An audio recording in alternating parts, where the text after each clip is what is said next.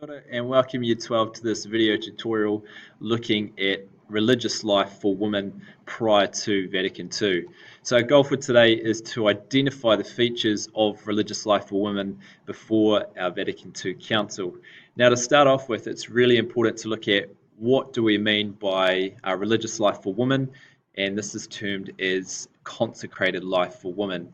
So according officially to the Catholic Church, it is entering a life where they become part of the Catholic faith and they give undeniably their whole life to holiness itself.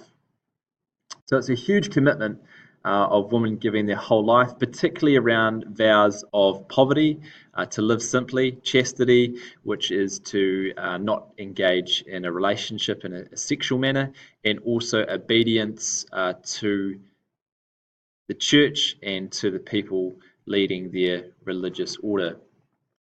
Now, the whole point of religious life before Vatican II was for those to experience a more intimate connection to God and his call to Christian holiness, particularly through those vows. And it's really important that we looked at last class those key terms of that most religious women were cloistered, that they didn't usually interact with the outside world, that they lived modestly, and what these religious women were to Catholic followers was a really confronting sign of devoting your whole life to God, because remember they had to sacrifice having a career that they might have liked, or having a family, or having relationships.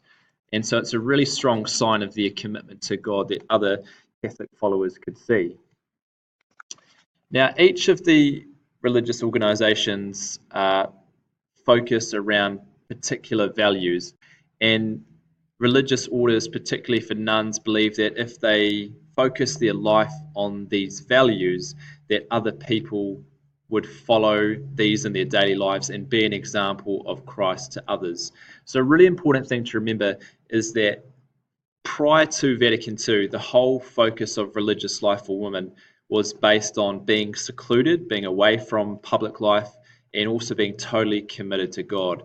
So women actually often cut ties to the outside world and are focused on that relationship with God. So women entering into convents and also religious communities gave up all their possessions. They wore what we're seeing in the image on our screen, which is called a habit, designed to actually enhance personal modesty, and it was a physical outward sign that they were committed to God and particularly committed to living a life of poverty.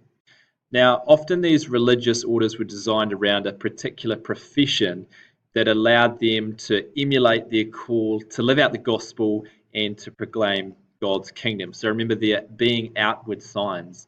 So this often led to religious sisters being part of groups that focused on the development of Catholic education. So they might be primary or secondary teachers, particularly around Catholic hospitals. So they'd often be nurses or nursing homes.